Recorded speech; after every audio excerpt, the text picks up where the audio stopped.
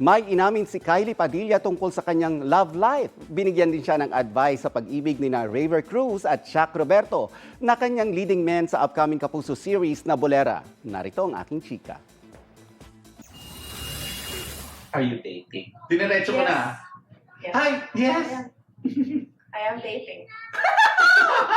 Big reveal ni Kylie Padilla sa updated podcast ang status ng kanyang love life. Bukod dyan, inamin din niyang naging magkaibigan na rin sila ng kanyang dating asawa na si Aljur Abrenica. Ready ka ba for a blended family?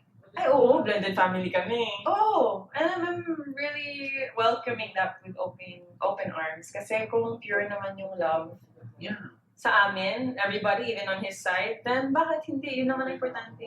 Napalapit na rin daw si Kylie sa cast ng upcoming Kapuso series na Bolera, kung saan gaganap siya bilang isang billiard genius at magkakaroon sila ng love triangle ni na Raver Cruz at Jack Roberto. Sa isang interview, nagbigay ang tatlo ng love advice para sa isa't isa. Lagi ko lang naman sinasabi kay Kai na, na huwag niya lang mamadaliin. I'm sure darating yung nakarapat dapat para sa kanya sa love life niya, di ba?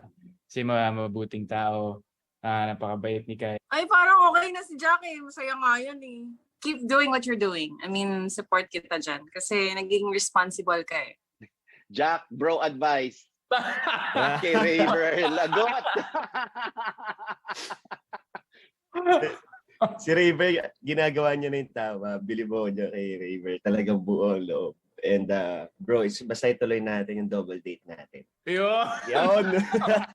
Mapapanood naman mamaya ang pagganap ni Jack sa buhay ni SEA Games 9-ball gold medalist Johan Chua sa magpakailanman. Napalapit din daw ang dalawa sa taping ng Bolera kung saan naging consultant si Johan.